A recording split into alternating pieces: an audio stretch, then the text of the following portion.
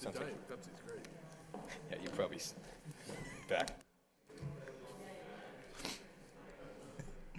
I'd like to welcome everyone to Lowell City Hall tonight. It's the City Council Educational Partnership Subcommittee meeting, and it's going to be on the presentation by UMass Lowell, the economic effect, how UMass Lowell benefits the city of Lowell. Can we have a roll call? Chairman Laurie, Yeah. Councilor Kennedy, Yeah. Councilor Leahy, Councilor Madonza. Here. 3 present. Thank you. I'd like to welcome everyone, and tonight we'll be hearing from Chancellor Marty Mean on the effects that UMass Lowell has on the economy here in the city. I know we have the presentation that was done at the Lowell plan, so if there's no questions, Chancellor, I'll turn it over to you. Yeah, let me just, and thank you, Counselor, and I don't have to go through this whole thing. I'll try to do it as quickly. If councilors want to ask questions, you can stop me. If councilors want to move on to something else, we can do that. I have the entire leadership team from the university that is here that could address really any issue at all. Obviously, there are a lot of things that are happening at the university, and as a matter of fact, we just came from a meeting that the city manager was at on economic development in the region with President Bob Corrett, the system president. And one of the issues that we're dealing with there is trying to find a way to take research at the university and small business incubation, and specifically with regard to the Medical Device Development Center, and find a way to have a seamless way to determine what space is available in the city, and when we have spin-off companies, finding a way to make that space available as quickly as possible. I appreciate that. 2 years ago when I ran for office, the incubator program, M2D2 at the university, was a big part of that program. And as those companies come out, how do we keep them here in the city? So, and if not in the city, how do we keep them close by? Yeah, and keep the jobs regionally. Yeah, and I think, you know, from the university's perspective, we would like to keep them in the city, and we think it makes for better synergy with our research at the university. So we have an interest in that, and we have been talking about a building where we might be able to figure out a way, if the university can't have a presence there, for what would be, I'd say, expanded small business incubation, where we would rent space, and that space would be open to other small companies. I think if small companies get an opportunity to see some of the quality space that's available in Lowell, then they will be more likely to want to build and expand here. I agree. Just to start with, I think all of you are familiar with our campus. We're basically in 3 different locations: the North Campus, the East Campus, and the North, South, and East. You're familiar with our acquisitions, which will be part of this process. We've been growing. The SAM Emerging Technologies and Innovation Center is our new research building. That has provided us with an opportunity to grow our research portfolio at the university, and I think it's the most important research building north of Cambridge, with a lot of potential, but it's a growing initiative. As I think you know, we have built 2 garages, a North and South Campus garage. As many of you know, the parking in those areas has been difficult. It was a major expenditure for the university, $40 million, but well, you know, long overdue. New Health and Social Sciences building on the South Campus. You see University Crossing that's being constructed, and University Suites, which we opened recently. We have 2 major projects that are in the pipeline. The Pulicino Tong Business School building, which we expect to start over the next year or so, to be ready in 2016, and then the Science and Renewal building, which is basically renovating our engineering facilities. Riverview Suites, I'll talk about in a minute, but that is a private initiative that was supported by the city and by the university, and that has been very successful. When the university undertakes a project, like any housing project, because of the fact that there's no state money involved, it is a risk to the university if students don't come to that housing. And in this instance, we've signed a 10-year lease that we have to pay the developer of the project, whether students are in there or not. So when you determine whether or not you want to enter into a lease or build new buildings, you take a risk that students are going to come there. Now, we do studies, we analyze it, but this is the most expensive housing we have on campus. Fortunately, it filled up first. So students want high-quality housing. We're excited, as I know the city's excited about the new bridge going over the Merrimack River, and I think everyone feels good about the direction that we're headed there. A little bit of an overview. We have grown to 17,000 students, had a 45% enrollment growth. What's important about the university is that 85% of our graduates stay here. What does that mean? It means that we're an innovation economy, and if you want a highly skilled workforce, you have to have a highly skilled workforce when you have an innovative economy. We have alumni who are in the region. We are a significant economic impact. We have 561 Lowell residents who are employed by the university. Those 561 Lowell residents, they have salaries collectively of $24.3 million. That's a significant economic impact that directly to salaries in the city. We've had major $600 million in new construction projects, and I think you're familiar with the new buildings that we have been building. Here's an analysis of those buildings. You see the research building that we've built. The building that the new university suites, which is a $54 million investment, when the university and the city and the Lowell plan put up money to do the Jeff Speck analysis of what buildings should look like in Lowell. This, I think, is the first building that was actually designed with that in mind. And what does it mean? It means that the building's built in a way it goes directly to the sidewalks. It's built in a way that Jeff Speck said that the city ought to think about in terms of its urban landscape. So that's an example where planning years in advance are advantage, because we were part of the Jeff Speck study and therefore wanted to make sure that anything we build is in accordance with what that study is. I mentioned Riverview Suites. Riverview Suites is the 510-bed apartment-style housing private developer. By the way, this is the only private development in any public university of Massachusetts. All University of Massachusetts, but all public higher education is public. This is public housing, not private. So this is kind of a model, a test case, if you will. The next chart that I have is one of the charts I think the manager likes the best. When I was reading through the great report on the city's financial condition, I did happen to notice that both Moody's Investor Service and Standard & Poor's, when they were doing their ratings, called the university a stabilizing presence in the local economy and said that the city's tax base will continue to grow given the ongoing development in the city. So I always like to use that chart whenever I can, and those are the two quotes that were in that. I know the manager loves that one. Yeah, we sold them on that whole notion. So.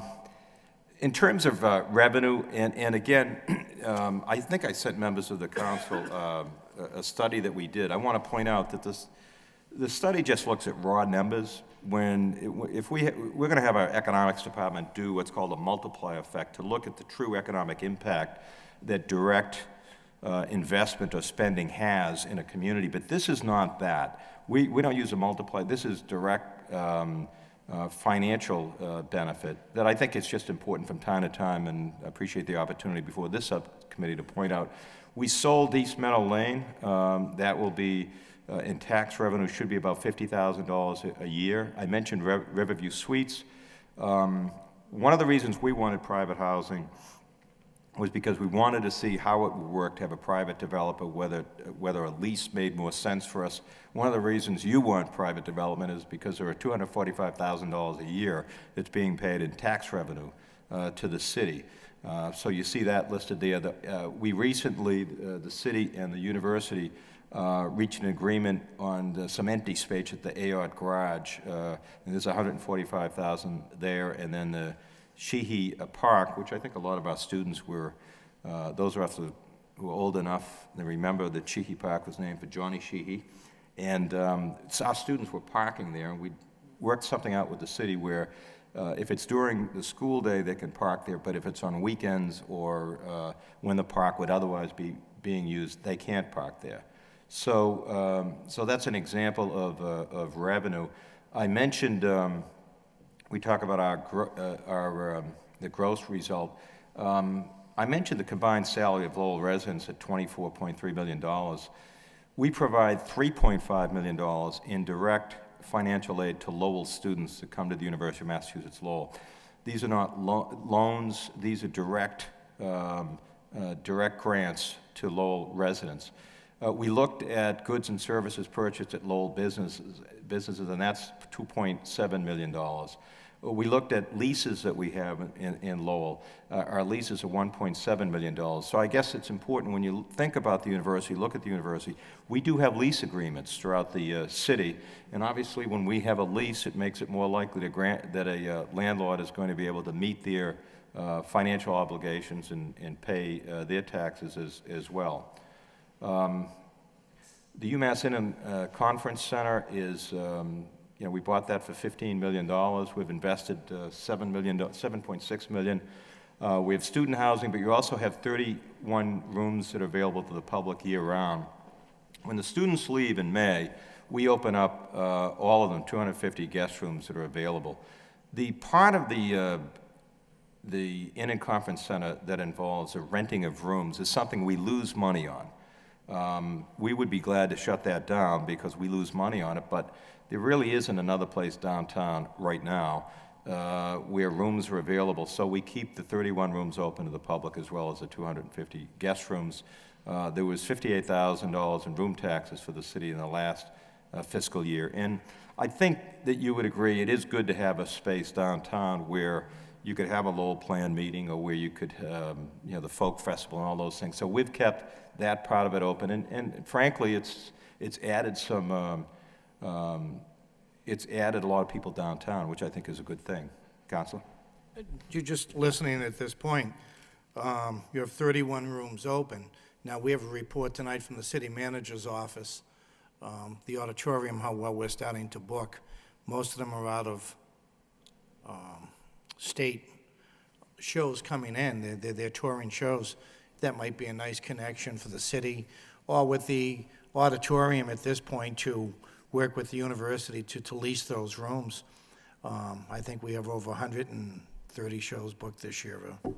Yeah, and the Chancellor may want to speak to this as well, but one of the issues that we were very pleased with Global when they came on as the manager of the auditorium was the notion of cross-promotion with the Inland Conference Center, that they would do things that would bring more people to stay at the Inland Conference Center during their shows.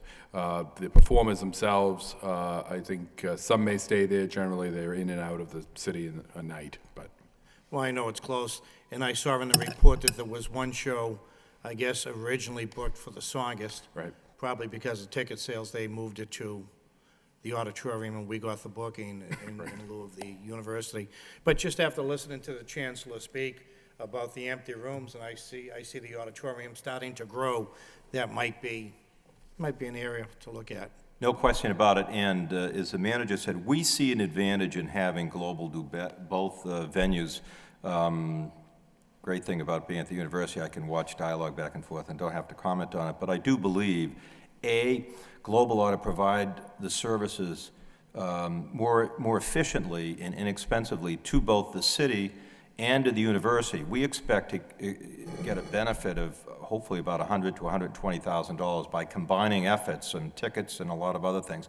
The second thing about the two venues, they really don't compete with one another. You know, in fact, we have already had an event at the auditorium that ordinarily we wouldn't have at the auditorium. I could imagine us having future events at the auditorium just because the auditorium is a more appropriate venue for certain, you know, we had Stephen King come to the university. Frankly, the auditorium probably would have been a better site. But we're working diligently on making sure that we can get the advantage for the in-conference center so that that's a venue that's more vibrant part of downtown. Although I will say that they're doing quite well in terms of the events they have, you know, breakfast, lunches, dinners, and things like that. Now I'm talking about corporate events, weddings, things like that. That part of it is going very, very, very well. I view us probably cutting back on the amount of time that the small restaurant is open. You know, so we're thinking of cutting that back. The Tsongas Center, that, as all of you know, the city and the university reached an agreement on it. I think it's a great example of collaboration with the city and the university because, frankly, you know, it was losing $1 million a year. We have put $10 million of improvements. You know, we fixed the ice that was an issue there, and that was, you know, $1.8 million or something. The city still gets revenue. It's from you know, from events. Our hockey team is 12th in the nation in terms of attendance. So I think that's another good example of a city university collaboration, and you would be, you know, I can't imagine the city putting $10 million more into that building at the time, and the building is really doing well right now, and I just think it's worked out very well. You know, the manager has been very involved in terms of, you know, what are you doing? You're going to do this, you're going to do that. But I just think it's a good example of collaboration that has paid off. Lawrence Mills, for those of you who've been on the council a long time, this is not the first time this chart has been presented, but I do think oftentimes you hear about us taking over property and you don't hear about us giving up property. And Lawrence Mills is an example, the property that we gave up that now has 350 condominiums valued at about $38 million that returns about $600,000 annually to the city and property taxes. We just recently reached a lease agreement for 1 Perkins Street.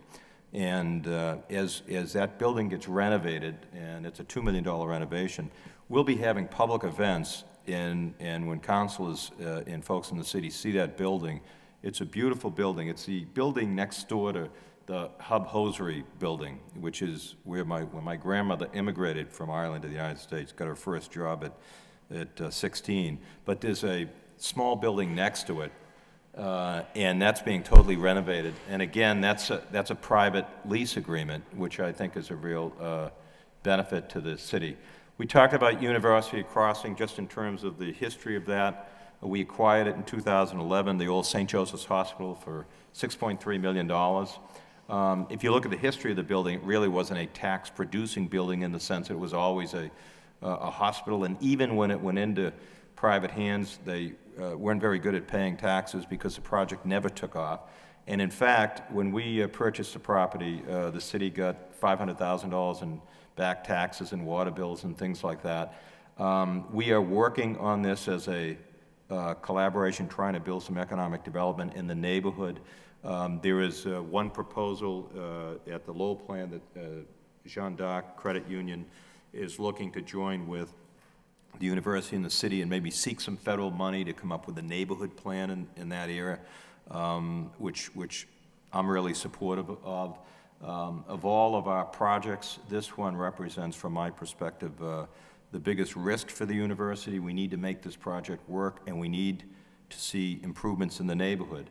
It's been a long stagnant site. We're going to have a bookstore there. We're going to have some retail open to the public, maybe a Sal's Pizza or something like that. So we expect that it will be a very, very busy, active location. It's a $100 million investment, as you can see. And again, when these investments, there isn't any state money involved in this investment. This is $100 million that the university has borrowed that would be paid back by tuition and fees that students pay.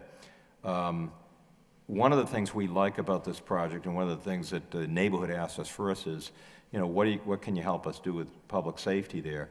And we are locating our police department there, and that should be a real plus, I think. We have blue safety boxes that we have throughout the campus that will be throughout this area as well. The city manager and I have been talking about, further collaboration with the police department and our police department. And by the way, a few years ago, we were looking for a new police chief, and I called the manager and said, look, I'd like to ask the superintendent of police to be on the committee to pick a new police chief. The reason why we wanted to do that is because we wanted collaboration between campus police and Lowell police to be better and better and better, and it has been. Council? If I could at this time, the UMass Lowell Police Chief is in attendance. If he'd like to come up and introduce himself. I don't know if many of the people here in the city know the chief, and because of the collaboration between the two departments, which has become very close over the years, I'd just like the chief come up and introduce himself. Thank you. My name is Randy Brashears, and actually, Chancellor was 3.5 years ago. I know time flies. Wow. Yeah, I've been here 7. That would be 3.5. Wow. Yeah, it's been a very good collaborative relationship, attending ComStat and working with the leaders of Lowell PD. So, thank you. And Randy, maybe a little bit about your background, where you came from, and. Oh, yes. 20 years with the Baltimore County, Maryland Police Department. Retired in 2007. Went to University of Virginia for 2 years and 3 months, and then came here from there. If we could, at this time, there's always a question in the city about the relationship between the Lowell Police, the UMass. If you'd have a few minutes just to expand on the relationship with the city, some of the services you may give to the city? Well, we take a two-pronged approach. Things we're doing on campus to deal with student safety, such as increased timely warnings and foot patrols and expanding criminal investigations, activate our threat assessment team several times, use of T3s for patrol, and a Lock It or Lose It campaign, which we actually work jointly with Lowell PD to roll that out. But then off campus, there's again the ComStat that we attend to bi-weekly. Increase student education about off-campus crime, that's important. Party house follow-up visits. A member of the Lowell PD and my staff will go back and just follow up if there's a issue over the weekend. We'll go back and touch base with them to make them know, hey, you got to be a good neighbor. And I think for every house we visited, we've only had 1 repeat call. So that's been a success. Also, closely working with our conduct office to bring issues that occur off campus to light so that they can address them on campus. And in joint patrols. The areas around the university where our students frequent, we also patrol, and we're seeing some benefit there. Well, I know we were talking about the expanding campus briefly, the chancellor was, and I believe I see your office is really throughout the city going from campus to campus. So they patrol those streets and join with the Lowell Police at that time? Yes, I mean, primarily we're going from campus to campus, but when our students are in between those areas, we'll be there to assist them with, car lockouts or just traffic enforcement and that sort of thing. Oh, great. Councilor Kennedy. Could you tell me, what is the size of your force? How many officers do you have, or how many people work in them? We have 30 sworn officers and approximately 10 security officers and a dispatch center. So 40 altogether? It's about 50 altogether. What's the distinction between the officers and the security officers? Okay, our security are not sworn. They're primarily working our dorms to protect them overnight when the students are sleeping or supposed to be sleeping. But the sworn officers, just like any other town or police department, Okay. fully sworn, traffic, criminal investigations. Okay. And do you have coverage, I'm assuming you have coverage 24/7, right, 7 days a week? Yes, all 3 shifts. Yeah, okay. Thanks. And you just, as we move along, University Police were all academy trained. Yes. So when they're called by the Lowell Police to back up and help, these are well-trained officers. And we actually send our students or recruits to Lowell Academy. So yes, they have the same training. Great, thank you. Thank you, Chief. Okay, thank you. If I may, Counsel, on the housing issue, and the chief is correct, you know, we would develop a program that we think we do pretty well, but just, I want to point out, my goal is to have all student housing on the university campus. We want to have it on the campus because students who live on campus, we're able to get them into learning communities. They do better academically, they're more likely to graduate on time, and they're more likely to be part of student life. So this is an ongoing, one of the reasons we've upgraded the quality of our housing the way we have is to get more students to stay on campus. Part of the challenge was that when we develop new housing, that housing is more expensive than going to live in a neighborhood. So what we're trying to do is provide really high quality housing with great student services to try to get them. But, you know, the other thing that the manager and I have talked about over the years is in those instances where maybe there are too many students in a housing complex that maybe we look at the possibility of code violations or something like that. So whenever possible, I'm in favor of employing whatever we can employ to get students out of city housing and into university housing, just as a matter of what our goals are. Thank you.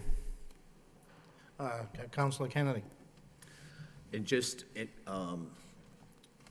do you see opportunities on the East Campus for that? For housing? Sure. I mean, our students are more likely to want to go to the East Campus, so the East Campus is a place we could develop more housing. Okay. I like the East Campus because it's closest to downtown. I do too, and we surveyed our students and found that that was, you know, that was a very popular, the most popular place for students. I like it too because we've made an investment in the Songa Center. Our baseball team plays there. We have a vested interest in the Lasher Park, and you know that's sort of the centerpiece. And you're right; it is much closer to downtown and brings more activity. So, in terms of our priorities, I would say that our first priority is East Campus. However, we decided on the South Campus all apartment styles because it's something that was made available. It's something that could be done quickly, and it was something that we wanted to try, having private housing and how that model would work. And as I indicated, it's the only one in the state, literally the only public housing at a university in the state. And so far, it's gone well. And I think if that model works, depending upon the financial model, I mean, part of the issue is that we have a 10-year lease agreement on that, and it is rare to find a developer that come in and agree to a 10-year lease. People who are in the housing business, normally, banks require a 30-year lease. We can't enter into a 30-year lease. So what I hope, one thing that happens is if let's say, folks in higher education, Massachusetts, public higher education, look at our model, and they'll say, you know, we really should do this more often. What can we do to make adjustments to make it easier to have private housing in around our campuses? Do you have, you have shuttle buses? Yeah, we invest well over $1 million in a transportation system, and that includes shuttle buses. Okay, and so if you are on the North Campus or you're on the South Campus, is it easy for you to, is there transportation available for you to get to the downtown? And how late does that run? Yes, it is, and I think it runs till midnight. 1 a.m.? 1 a.m. So if I'm a student and I'm downtown and it's 12:30 or 1:45, I can get the shuttle up to the Highlands or to Pawtucket? No, you can get a shuttle to any part of the university. Okay, so to the North Campus or to, Campus, South Campus, East Campus. okay. I probably shouldn't have switched over to the Highlands of Pawtucket. I should have kept it at North Campus and South Campus. Thank you. And, you know, we're constantly trying to improve it. Part of the challenge is that there are 2 bridges. Well, there were 3, but we're building a new bridge across the Merrimack. There are 2 bridges that aren't owned by the city or the state that we can't run our buses over, and it creates a real in fact, you can't run public safety vehicles over. So that presents a challenge, and, you know, they're improving those bridges, but it happens to be the one on Pawtucket Street is one of them that would make it a lot easier to get from south to north and east. So there are some structural challenges with our, you know, with our system. The other point I would make on transportation is we're working with the National Park Service in the city on the idea of a trolley system, and the university would be an important and essential component in that if we could get our students to downtown, to the South Campus, and to the East Campus easily, we would be a participant in that trolley system, and in fact would be the major funder of that. So that's why you've, from time to time, hearing the university is involved in that. So that's something we've been involved in discussions on. If I could just break for a second. Just Why, to go did the Red back- Sox score? What time did they start? 4 o'clock. Oh, boy. I, just to go back to the hotel for a few minutes, the ICC, this was an issue that I brought up months ago, and I brought in a motion and worked with the manager. The people who've been around Lowell for years remember there were two lots, the Rex lot and the Smith lot. The Rex is now where Middlesex is, and the Smith is where the parking garage is and the ICC. And Mr. Smith was killed in an industrial accident on that lot, probably back in 1958. His daughter was 1, his wife was pregnant, I think 8 months with Brendan. But anyway, the garage was built, the hotel was built, and no one really remembered the Smith garage. And I was talking to his daughter at an ICC event several months ago, and we talked about it. I brought the motion with the manager, and I know he's talked to you about it. And I'll be working with Paul Marion and Henry from the city and the Smith family, but it looks like what we're going to do with the agreement, I know I talked to the Chancellor Meehan about a week or so ago, is to make a plaque at the Smith Street, where the Smith Street lot existed, where the ICC lot is now. There's a stairway that goes up, which was the original stairway, and we're gonna put a plaque in the wall that was the site of the Smith Street lot. And I want to thank the university for working with the administration, myself, on the matter. You know, and the Smith family will be involved in this too. So That's great. I actually used to pay my paper bill walking through the Smith lot there, so I'm old enough to remember that.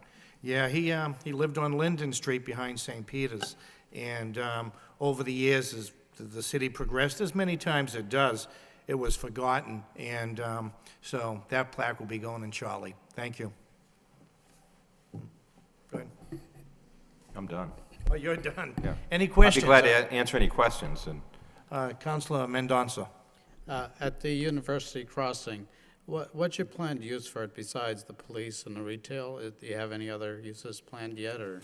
yeah, all of the student, it's really going to be a student center. The student clubs, student associations. We're also housing, we're renovating the other buildings. That was a 6-building complex, and 3 of them we took down, and the reason we took them down is because it would cost more to renovate them than to build a new building. And whenever our renovation costs are more than what it would cost to build a new building, we always want to build a new building. But the 3 buildings in the back, administrative services that are open to all students. We're going to put the admissions department in the new part of the building. The reason why you want to do that is you want admissions need to be, you know, really a marquee place on campus. So we're going to put admissions in there. Joanne Yastrzemski is here. Do you want to add? You know, we're actually we're going to add some administrative offices are going to be in there as well. My office is going to be in there. Evening. Joanne, you want to add? So we have in the bookstore, Just like to introduce Joanne Yastrzemski. Vice Sorry. Chancellor of, Vice Chancellor of Finance and Operations. thank you. Thank you. So we have, besides the bookstore, in the new food services area, it's sort of like a Panera Bread type of food service area. We do have a new service center that's on the first floor that really is, broadly speaking, trying to service the students for most all of their needs in a one-stop. It's affectionately, we call it a one-stop. It's right on the first floor. That's a key new service thing for us. Then we have all of the student activities areas, the career services, the co-op services, enrollment management, Veterans Administration, Honors College. Larry can help me if I forgot something. Dean Siegel. And then we also have, where the police department is in the Salem Street, the older part of the building, we have the Information Technology Department, the U-Card, the U-Card office, transportation and parking, and then we have financial aid, registrar, student financial services, and emergency and emergency health services, EHS services, lot of services. Yeah, all of the. Go ahead, Mark. Yeah, on veterans, just facts that you may not know. There are more veterans that attend the University of Massachusetts Lowell than any other public university in Massachusetts, and we're getting awards for being a veteran-friendly campus. So we wanted to move our veteran services into that building, but that's a niche we're going to continue to grow. And I know many of the counselors are big supporters of veterans, and we are becoming the veterans campus in Massachusetts. And with that are requirements to have services and make sure that you have adequate space for veterans to meet and to provide men and women who have served in Iraq and Afghanistan, who are coming back to the United States with a lot of challenges. So we need the space there, and this building is going to help accommodate that. Yeah, sounds very good, consolidating it. I know it used to be all over the place between Fox Hall, Cumnock Hall, next to the O'Leary Library, so in the south, some of it was on the south campus. Well, that's actually, Counselor, what's interesting about it is, you know, the university was merged as a result of legislation back in the mid-'70s, and the reality is, I think it's one of the best examples of merging two institutions, but it literally has taken this long to realize a complete merging of the universities. And I was talking recently with John Duff, who was the first chancellor of the University of Massachusetts Lowell, our president, to his wife, and talking about the fact that it has been an ongoing process to merge the institution. You know, the admissions department shouldn't have been hidden over in South Campus. I mean, literally, people would be looking around for the admissions department. I can assure you, if a student comes to Lowell and can't find the admissions department, they're not going to roll in UMass Lowell. And we have worked hard in the selectivity of our students. Our average SAT score has gone up 66 points. That's just math, verbal combined. So we are very focused on the quality of the students that we admit, and this is going to help us further, you know, all of those goals and objectives that we have. The other thing that piqued my interest is your new business program. Are you expanding? Is that going to be an undergraduate or an MBA kind of program? We have an MBA, both on campus and online. We also have an undergraduate master's program. In fact, we have a finance degree that, and one of our alums, Rob Manning, he's the CEO of MSF Investments, recently made a $6 million commitment to us, and we named the business school of Manning School of Business. I mentioned the Policino Business School. You know, that's another $5 million commitment that alum has made. So we're excited about our business school because we're going to develop a niche. Most business schools don't have a great engineering school, and they're not a research institution. Well, research is critical to entrepreneurship, creating technologies that create companies. We have two assets that most business schools don't, so we're going to try to really take advantage of those assets, focusing on entrepreneurship. So we're excited about it, and you know, this will be an ongoing over the next 3 years. Developing that program over the next 3 years will be exciting. From the map, it looked like that new building was going to go somewhere near Olson Hall.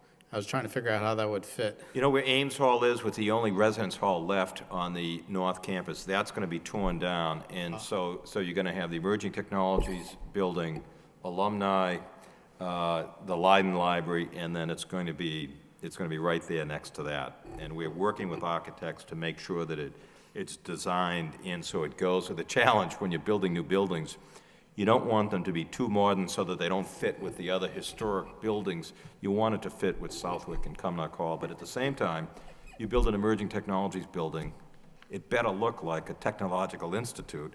So that building you can see is designed with both in mind. So, but it's going to be right where Ames Hall is. And again, to get to my point about housing, we're taking Ames down on North because we prefer to have that housing on the East Campus.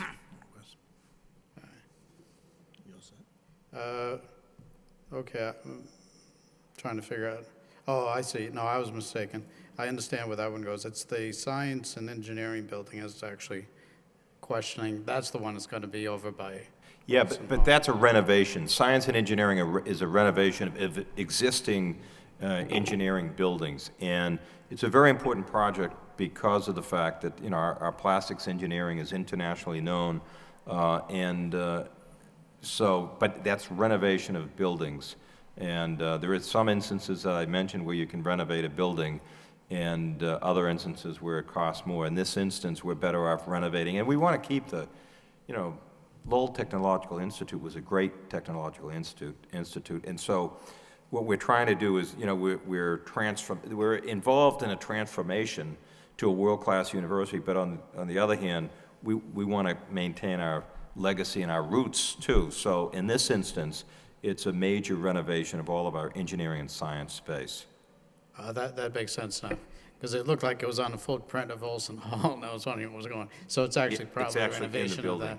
right. Well, there's lots of exciting stuff going on, and Yeah, certainly provide a lot more opportunity for our residents as they go on to higher education.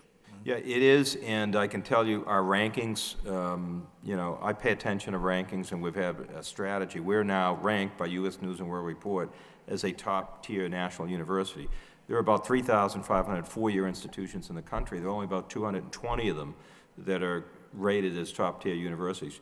The Washington Post recently did a study. In the last 3 years, we have gone up in our national rankings, the second largest jump of any university in the country that's nationally ranked. So, and that will continue because of the way, the direction we're headed, the quality of our students and all of that. One other point that I would make, because oftentimes people will say to me, you know, these students that can't get in, and they'll say, well, what's happening there? We're accepting more transfer students from community colleges or other colleges. In other words, the community college, and we have a great one right in downtown Lowell, a student who's successful at a community college, we will admit seamlessly to UMass Lowell, and they'll graduate at a higher rate than people that we accept just coming in the door. So I think the great thing about the city is the fact that you've got Middlesex Community College and the university. So if people say, well, the university's getting, you know, our average combined math verbal SAT score was 1140. That's the average to get in this year. Some people might say, well, gee, that's pretty hard. A lot of people didn't get in. Well, they can go to Middlesex, and we guarantee that we'll accept them. So we're still accessible. We're just utilizing institutions like the community college in order to still be accessible and be elite in terms of selectivity. Very good. Well, I appreciate you taking the time and your staff to keep us apprised of the goings-on at the university. Very exciting. Thank you. I think Councilor Lay has a question. Thank you. I just had a question more for the manager. Could you comment on how much work are we doing on the on the Merrimack Street area here to combine, you know, business and the university? So Jean D'Arc's building the new bank. How aggressive are we being to clean up that strip and get landlords involved and get the rest of that strip cleaned up and maybe, you know, available for students to rent space? It is one of the, it is our neighborhood initiative area for this year, which puts it at the top of the list for the code inspectors. Of course, the code inspectors are, you know, busy throughout the city. We can't just focus on one area.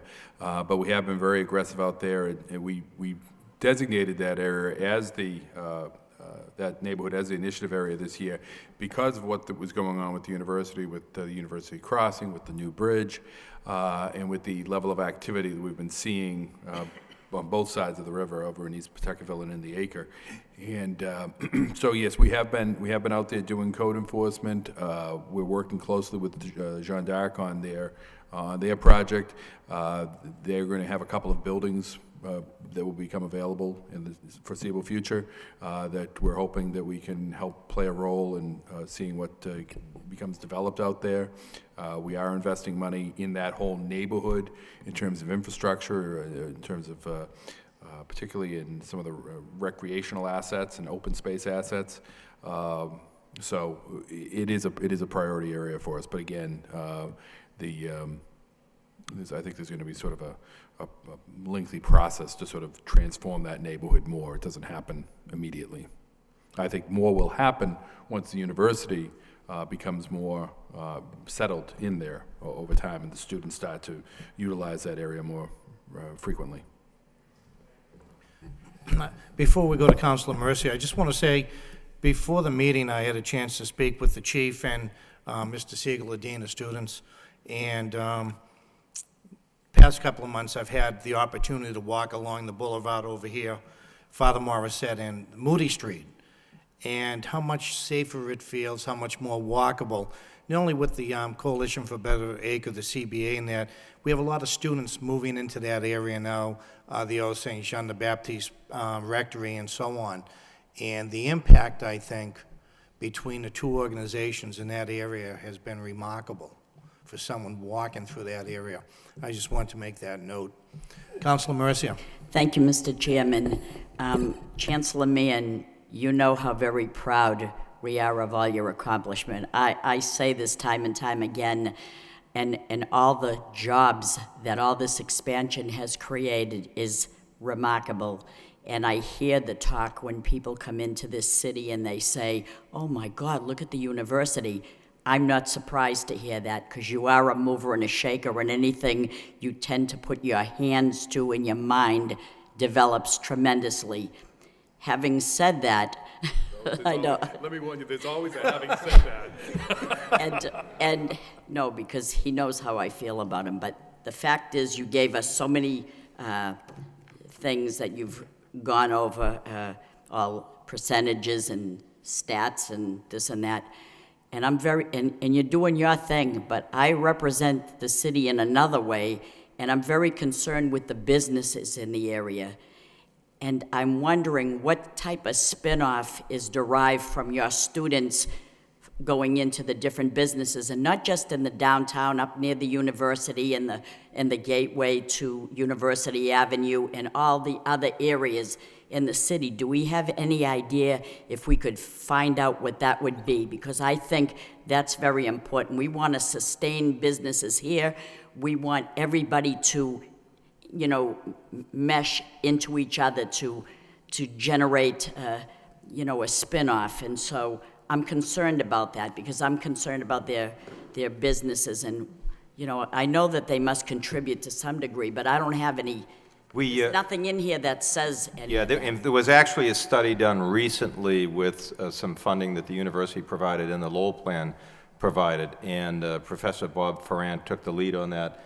And I'm going to ask Paul Marion to give. I didn't want it to be too thick, because I figured if we went through the whole thing, I'd never get to the game. So go ahead. Because Chancellor Meehan, I didn't want people to have the perception that you're creating a business within your university, that students are taking part in everything in the university and not coming out of that into the city. That's my concern right here. And this is one study, but I can tell you, all you have to do is look downtown at, you know, there's a vibrancy, frankly, that wasn't here before. We were at the Inn and Conference Center, and our folks are coming downtown, and that will continue, as Councilor Kennedy said, as we expand on the East Campus where students are living closer to downtown. But there was a study that was done on that, and I'm going to ask Paul Marion to give a little bit of a synopsis on that. Thank you, Chancellor. Thank you, Counselor. I'm Paul Marion, 44 Highland Street,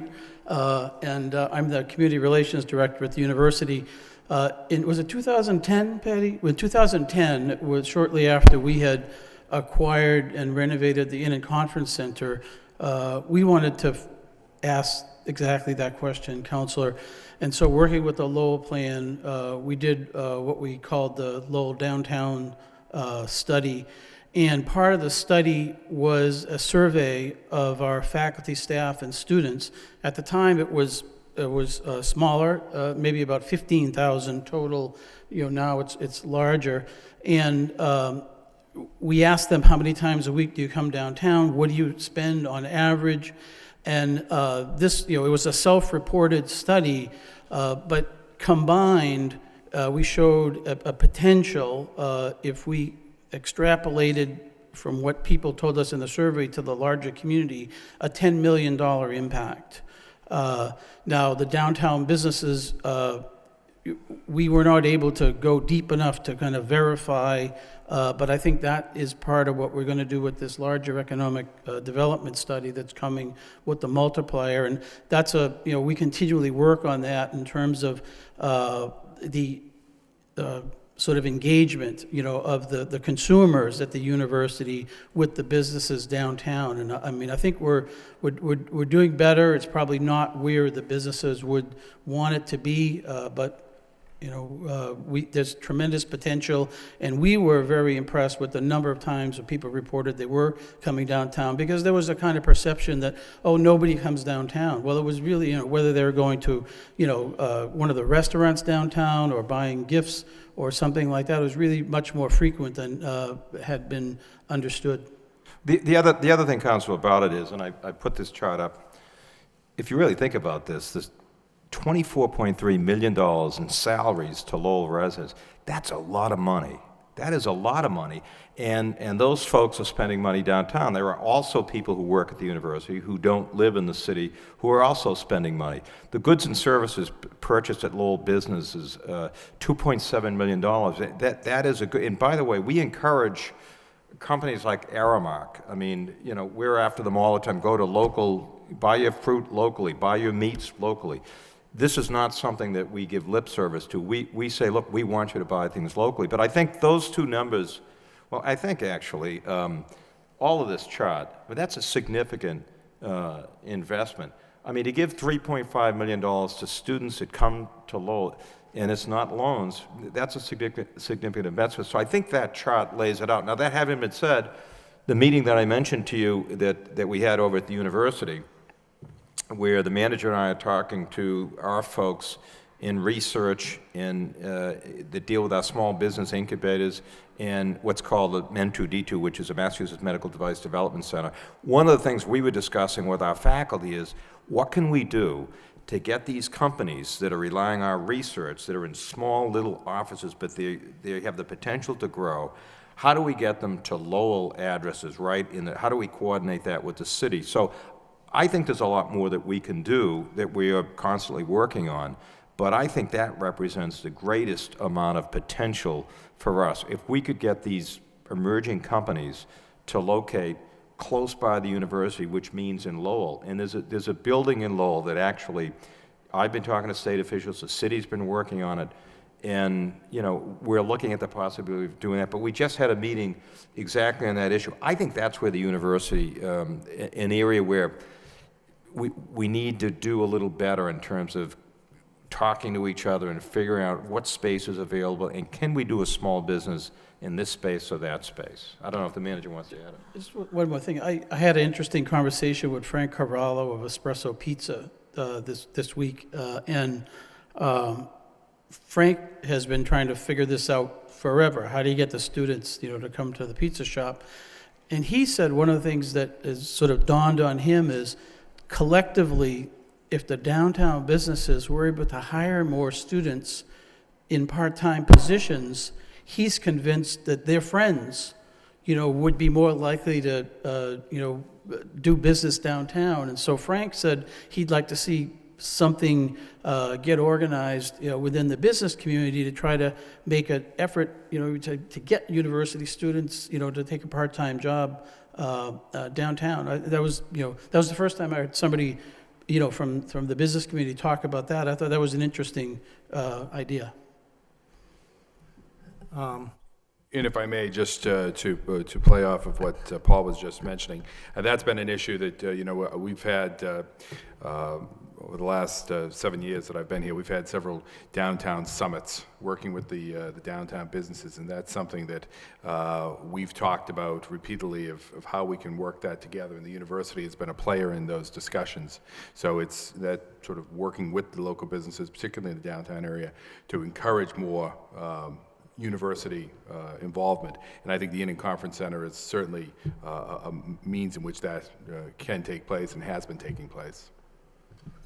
The other thing on the practical matter, when I say we're 12th in the country in attendance in hockey, I mean, literally we have over 5,000 folks at every single game, and all you have to do is go down to any of the businesses around here before the game, or any of the businesses around here. I mean, our games are over at 9:15, and go into any of the businesses here. It has a major economic impact, and that's one of the things, actually, when we get our economics department to really analyze it, that's when we're really going to take off. Or the sold-out concerts that we have. Whenever we do that, there's a significant economic impact. And I can understand everyone, we want more and more and more, but that just in terms of the data of our hockey games, people leave that building at 9:15, they're going to get something to eat. No, you're right. I've had season tickets since the Tully Forum, as you know. And I can remember just a few years ago, I'd go to the games. It was my wife and I, John and Rhonda Tapley, who went to UMass Lowell in the 70s, and Father Hanley. And that would be in our section. Now the place is packed. Councilor Martin. Thank you, Mr. Chairman, and Chancellor Mann, thank you for coming and sharing this information with us, and the staff input too, we very much appreciate. But when you say we want more, and that's where I'm coming from, and I'd like to go back to your last point, actually, because as impressive as all this is, and it certainly is impressive on a number of levels, every level, actually, from the student selective criteria you're using now, all the construction projects, all the economic activity here that we've just been talking about. To me, the one piece where we could see more, or I would like to see more, is the whole business spin-off and job creation. That's what you expect to come out of a research university. And I was at the hockey game the other night. I was talking to Steve Tello. I brought this up to him, and he just so happened to mention that he had a white paper on it that he had just prepared that he sent to me. So I know you're doing some things, but I don't think those efforts have gotten as much publicity as some of the things that you've talked about tonight. And so I know maybe they're ready to take off and haven't got there yet, but I think from my point of view, that's what's going to bring jobs to this region. That's what's going to make this a thriving economy, and that's what we need. So if you have anything to say about that, or maybe more of what you're doing or what you think could happen, and how the city could help in that effort, is something I'd appreciate hearing. Yeah, that's the meeting that, that we had today, which was a really good dialogue. But it is the area that I view, I agree with you. I think it's probably the most important thing. Research universities help create companies. When those companies are created, the challenge is to keep them local. And the university does feel, or at least I feel strongly, and in spite of people think I run the unit, I don't really tell faculty what to do and tell researchers what to do. It's a free enterprise operation. But we today scheduled to set up a meeting within the next 2 weeks, looking at how we can do a little better at that. I think, for example, small business incubation space. We need to make more of that space available.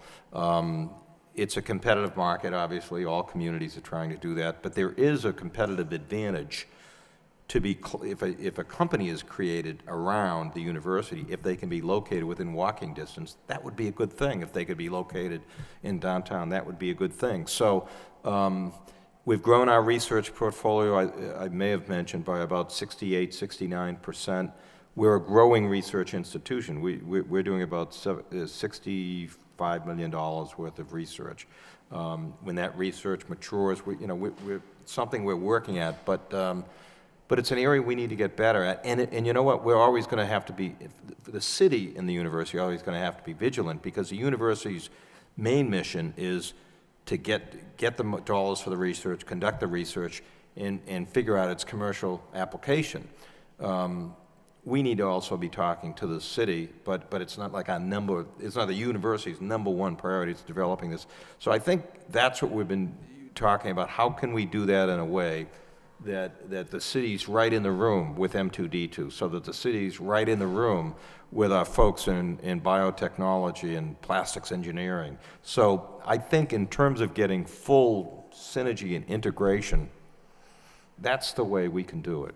And it isn't something, you don't write a memo and say you're going to do this or you're going to do that. You need to be collaborative, you need to be competitive, and that's one of the things I think that both the manager and I would agree we can do better on, and that's a good area for us to focus on.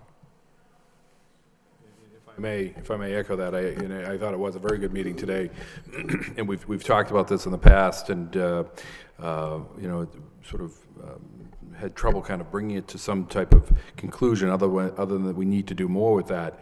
But I think today I think we probably had somewhat of a breakthrough in those discussions. What's clear is that there are businesses that are starting up, but there are hurdles as to how you provide them with the assistance to find space, locate in space here in the city, and we need to find the resources to get us through over those hurdles. And I think the discussions we had today with along those lines has the greatest potential so far to lead to some of those challenges being met. For example, Council, to be specific, we were talking, and one of the issues is, well, a lot of these spin-offs, they might be looking for a 6-month lease, a 1-year lease, a 1.5-year lease. Most folks want a 5-year lease. So there are these challenges with startups, but I think it's worth our while if we collaborate in a way that Lowell would be a center where you could have small business incubation and be known for it, because frankly, we could attract them from places other than the university too, if we can develop that kind of a niche. It's complicated. It's not as simple as, they're trying to create companies, and they don't have big budgets when they're creating companies. And is the technology going to work? What's the civil application? What's the market look for it? What about venture capitalists? How are we going to raise the money? We're bringing in, for example, in M2D2, we have these venture capitalists that come in and help raise money. But the bottom line is we need Lowell to be a place where small businesses, through small business incubation, when they're in the next step, there can be a place where they can grow in the short term, and also a place where they can grow in the long term. But there are steps to these companies. And by the way, eventually, if manufacturing processes are developed, those manufacturing processes will probably stay here in the short term.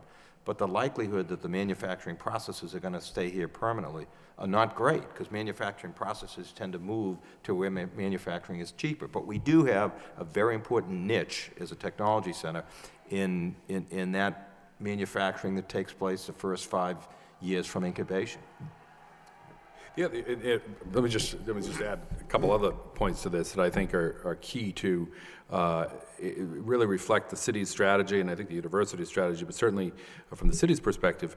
When you're looking to bring these startups in, I mean, they're looking for a number of different assets. Certainly, the proximity to the university, the research that goes on there is crucial. The other part of it, though, is the infrastructure, be it physical and social infrastructure. And I think the city's approach over the last number of years in trying to build that in place here as a desirable place for people to come and live and work and be part of connected to the university feeds into that as well. So and I think we'll discuss that probably at the Economic Development Subcommittee that I know is already scheduled, that the stars are really lining up based upon the work that's been done at the university, the work that's been done by the city, that really lends itself to a very positive future to do exactly what we want to do in terms of growing businesses right here in the city. Thank you. I just want to say, Steve McCarthy went to high school with Marty and I, and he runs the M2D2 Center. And Steve got a hold of me last year in one of the hockey games. We talked about parking on the one in Lancet area in the kiosk, and he was telling me there were people coming to Lowell with actually millions of dollars to invest in these companies and couldn't get parking and was leaving.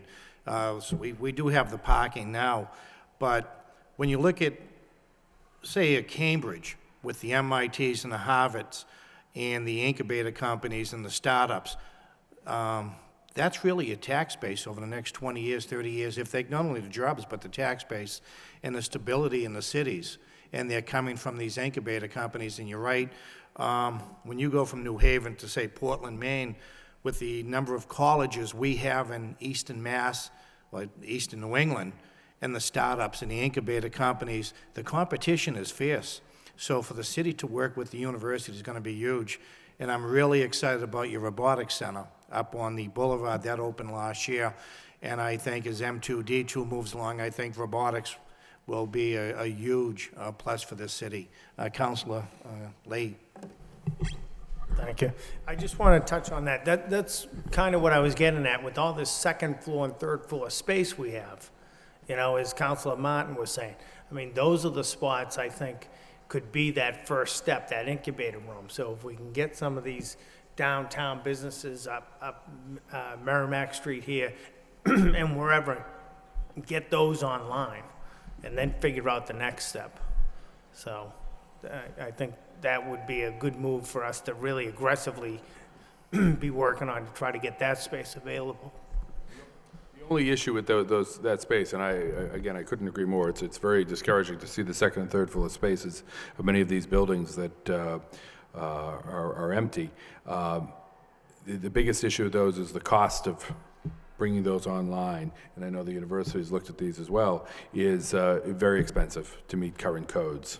And the state code is the state code. I mean, there isn't a lot we can do along those lines, but we continue to explore ways to bring people to invest in those buildings. Yeah, just to reiterate that point, it is really difficult. I mean, I can remember a few years ago, Louis Saab taking me through his building with the Dunkin' Donuts, and, you know, he wanted to sell it to me for $3 million. I said, Louis, if you gave me this building, I couldn't invest the money to make it housing or to make it a lab. There are too many structural issues with getting certain building. I agree with you, we got to try to do it wherever we can.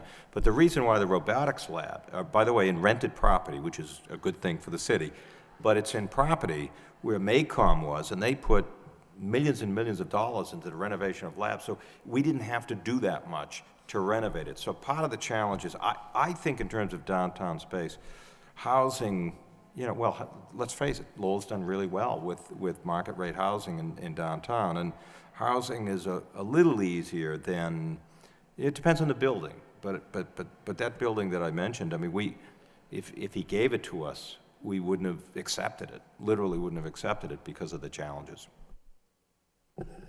Unless there's any more questions, it's 0-0 the Sox and the Tigers on the 6th, so there is no score. Any questions, any of the councilors? Chancellor, I want to thank you and the members from UMass Lowell for coming here tonight, and that will close the meeting. Thank you. We have a motion to adjourn? Second by Councilor Mendonça. Roll call.